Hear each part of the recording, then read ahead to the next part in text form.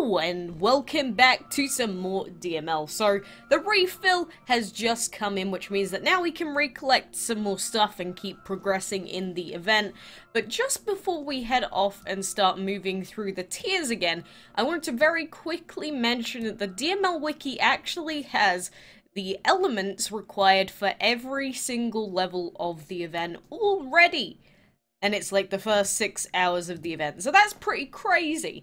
But you can see here, we've got the Divine New Year event, and they always put this stuff together. Super, super great stuff. I'll try and link this in the description and post it in the comments, but I think it has a problem on YouTube sometimes with it being bracketed at the end. I don't know what the deal is, but in this, they show you for each level the blue tile costs, the tasks that you do, how much lampions, as they call them, it takes, or how many lampions you get for what food you put in, so you can plan around that. Which dragons you should be breeding, so if you want to clear 200, which is for the current tier, you should breed the tree dragon and stuff like that. But like I was saying, the more important thing is the level element restrictions, because knowing what elements are allowed in this event is going to help you massively. And if you have an evenly-ish leveled team, you can sort of base who you're going to level up on these little charts that we've got. So we are currently on level 4 of the event, and I've already had some elemental issues myself, and this actually shows us all of the elements that we can use. So for example, for the near left and far right, we can use all the elements. I might zoom in a little bit more here. For the straight, we can use shadow on this one, plant on this one, but on the far right, which is the one that we went to originally, that is the only fight that we could not do on this level. Typical. Typical is all I have to say. I really should have checked it out properly or beforehand. So, it seems like there's a lot of Earth on level 4. On level 5, you can use Divine Earth, Wind, Metal, and Energy, which is also a problem for me, but then on the boss fight, you can use it all. On level 6, there seems to be quite a different range, but a lot of plant that you can use. This fight here I can't do, so that'll be one skip on the whole level. On level 7, they let you use some shadow, and then light. Level 8, there's a lot of light, a lot of plant, a lot of water, and a lot of energy that you can use. Then level 9, this is going to be a terrible one for me just for the first one, but you've got light, energy, metal, water, and then the same but with plant.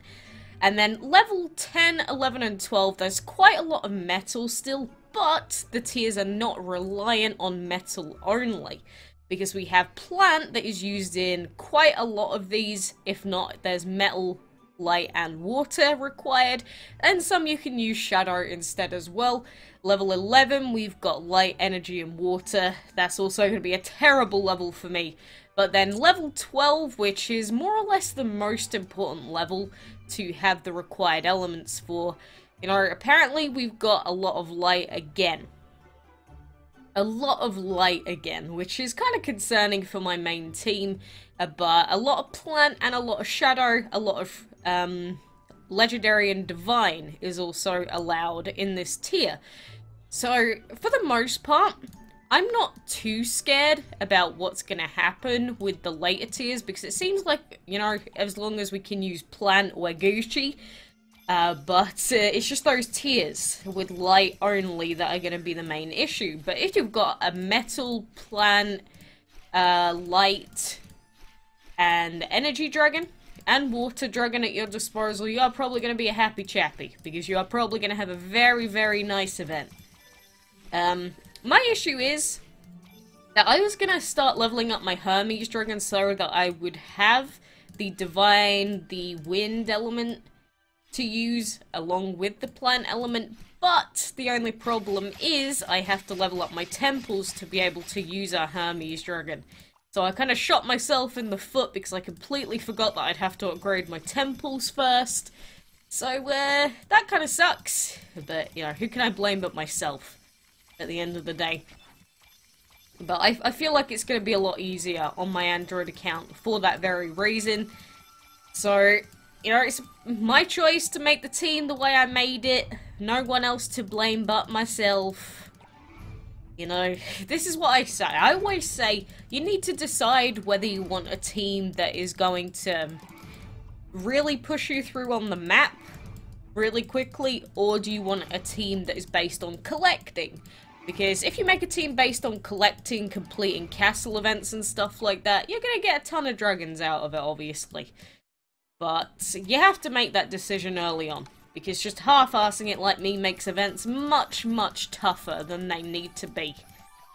And this, it feels like very no bueno at the time. Very no bueno. You know, if you are a new player, the event is not impossible. It is possible to complete this event without paying, as far as I'm aware. No one's said, oh, it's impossible, you have to pay all this money, it's the worst event ever. I haven't seen any of that so far, so I'm going to assume that there's no requirement to actually pay, and I would be in an uproar as well if these events became completely pay to win. Like, you can take my word for that. If I had to start paying money to finish these events, I would not be a happy girl. So, I guess believe me for now. But I get so many questions. Where's the, where are the, coin things to get to the next level, Quacks? They work exactly the same as the keys used to in the old castle events. They are completely RNG based. They will be different for every player. So there's no point asking where I got my coins from or someone else, because where you get them from will be different to the next guy. So the best thing to do is literally just, oh god, that was a terrible idea to go on the cockatoo. But best thing to do by far is just, you know, just go through the event, work out which paths are the cheapest to go down. I'm sure that we'll have level maps before we know it on the wiki as well. But there's no point asking where other people went, because, you know, someone could have got their coin, for example, out of the chest that I opened up first on this level. It is just completely down to how lucky you get. You see, we didn't get it on our opening there, which is sucky, because now we have to keep going around, and oh, there's two chests on this left side. Let's do it. Let's go left, just because there's two chests over here, so at least if we commit to going this way, we potentially could get it in the chest on the way there. But I did make a mistake on the calendar event earlier today where I said that we were getting divine tickets out of it. That was my bad. I completely forgot that the cauldron tokens were a thing. So out of the calendar event, we're not actually getting any divine tickets, which I'm sorry if I bursted anyone's bubbles there. That was my bad. You know, I just completely forgot that they were a thing. And what I'm talking about are these things. These yellow starish token ticket things. They are the ones that you get for the day 15 reward. I thought that they were the divine ticket things for some reason. Again, don't question me. And by that I mean definitely do question me. You know, I can be wrong. Everyone makes mistakes every now and then. And I only realized, like, I ended the recording, uploaded it, I was like, wait, they're not divine tickets, are they? I was like, they're definitely not. After I, like, took a second look at the video when I was, you know, when it gets uploaded, I rewatched, like, 20 seconds of it, and then I cut to that bit. I was like, oh, good God, what have I done? But, you know, there you go. I am not infallible. Do not assume that I am. But, you know, it seems like level 4 is a huge level if you don't get the pieces, or what are they? Tokens? Coins? I'm gonna call them fortune tokens for the sake of it. That might be what they're actually called. But if you don't get them in these first two chests, or whichever first two you check, it's gonna be an expensive journey.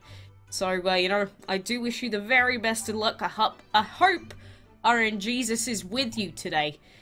And, you know, in the coming days. But we've got 10 days worth of event to go through, so we are gonna be...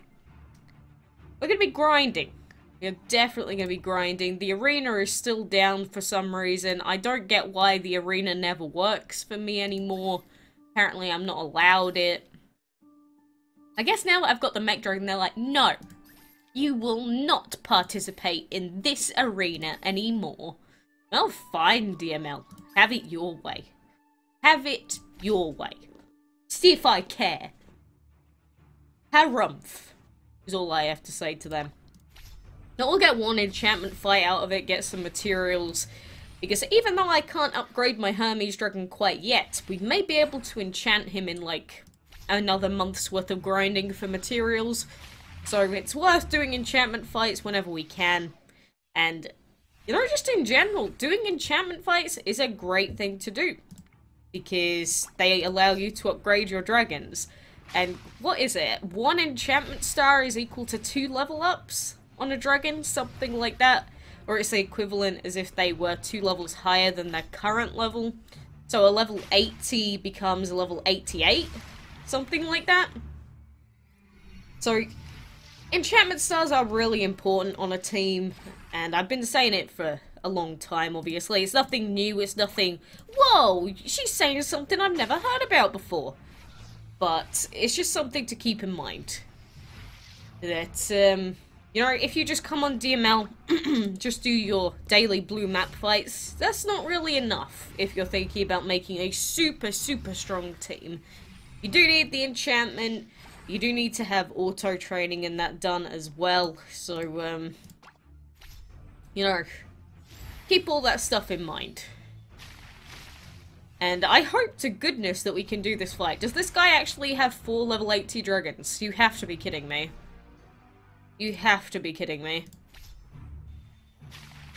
I refuse to accept that he does. What is your final dragon going to be, mister? Please be something bad.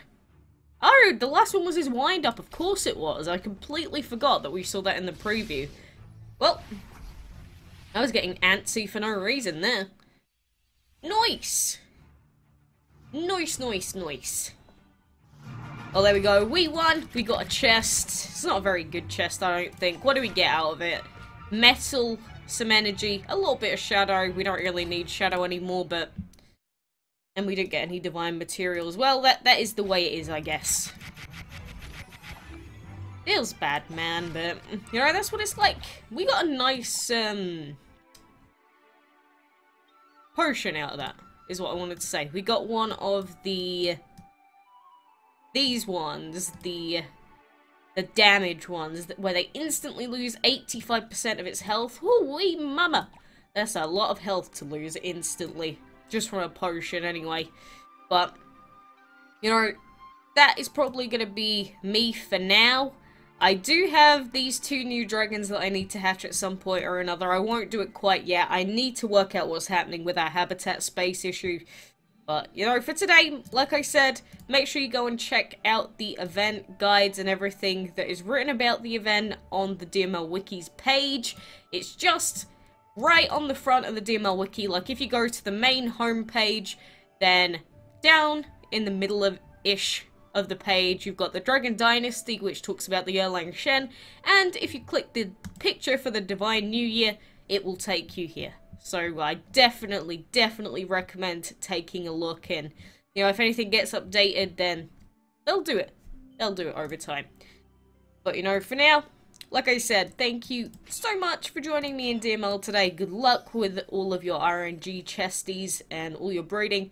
But until next time, I'll see you then.